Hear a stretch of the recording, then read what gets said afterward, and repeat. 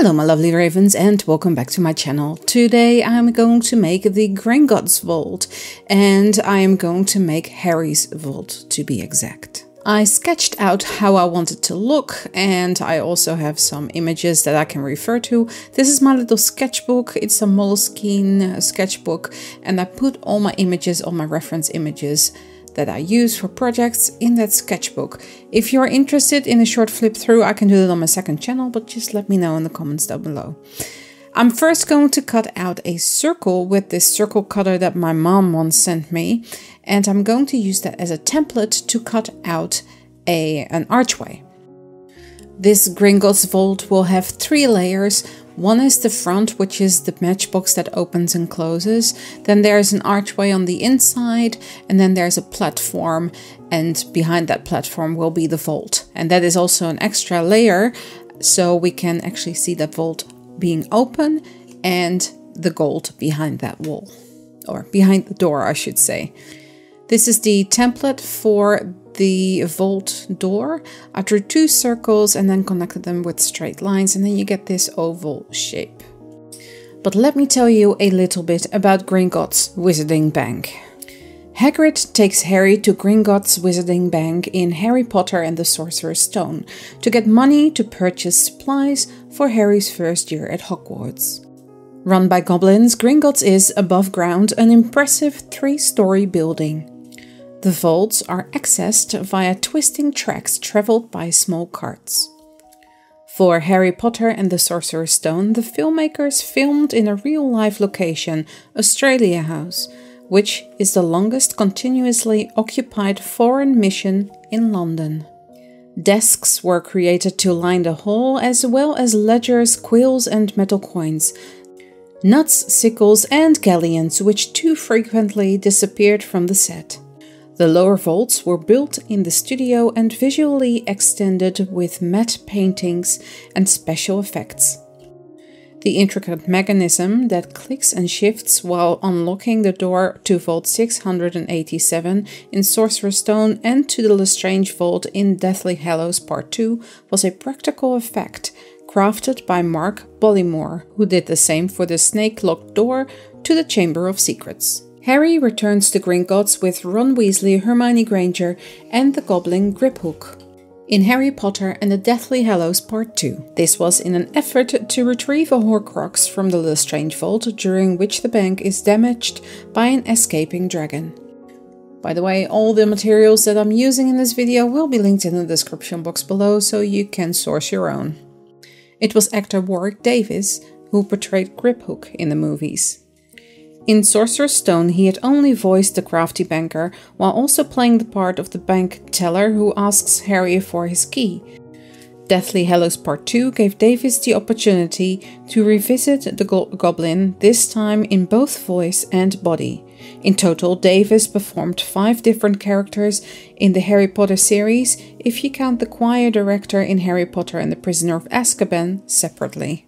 In addition to undergoing a 4-hour prosthetic makeup process each day of filming to become Griphook, Davis wore dark contact lenses and false teeth that were sharpened to such a point that, he recalls, I would have to be very careful when I talked during a scene.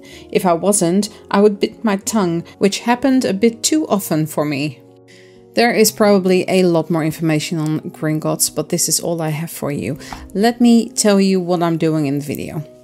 The piles of gold that you can see sitting in the vault are made with micro beads. I had 1 tub sitting in my stash and I thought they would be perfect as tiny little gold coins. So there we have it.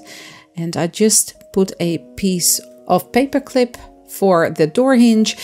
And here I'm adding some pieces of chipboard to the sides so the next level can sit on top of that. The glue that I'm using here is Gorilla Wood Glue. The details on the door, by the way, are little drops of wood glue. Let that dry and then you have little rivets that are not too raised but give that perfect door texture that I was looking for. Here I'm gluing on the next level and here we have 1 archway done. Just in case I will be able to see it, I'm going to paint the sides black, just So there's no cardstock showing there. And then the platform, I'm going to glue on a piece of cardstock, so that is all level. Then with some filler, wall filler, or you can also call this speckle, I'm going to add some, I think they're like drips that are normally in caves. They are called stalactites, and you can also see those in the very first Harry Potter movie. We only very, very briefly get to see his vault, but yeah, there we have it. Actually, I did forget one little detail to add to this little diorama, and that is the vault number. Whilst doing this voiceover, I just remembered not putting that in. And then dry brushing over the already painted stalactites with some lighter paint to bring out those details. And I also did that for the archway. Now, you saw me put in the archway before, then I took it off, put in the stalactites, and now gluing that on top again. Otherwise, it would have been a little bit hard to get that layered effect. Having those painted as well, and now I'm going to put in some more chipboard just to stabilize it a little bit. And now I'm going to glue in some little beads so the railing where the cart sits on can lean on that. I'm just using these little seed beads and gluing them in with some more Gorilla wood glue.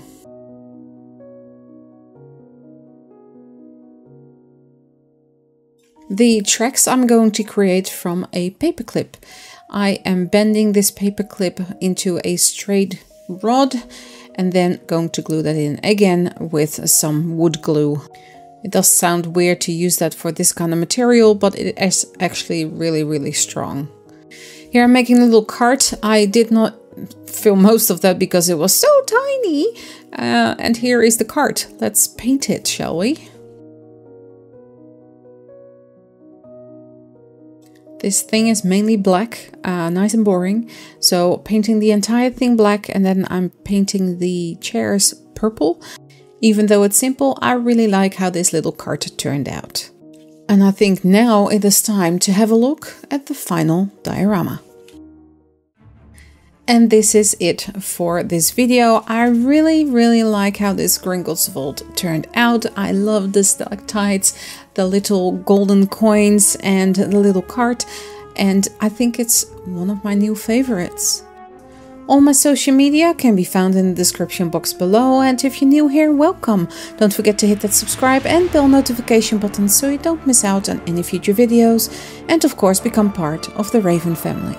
Thanks so much for watching, stay safe, and I will see you all in the next one. Bye!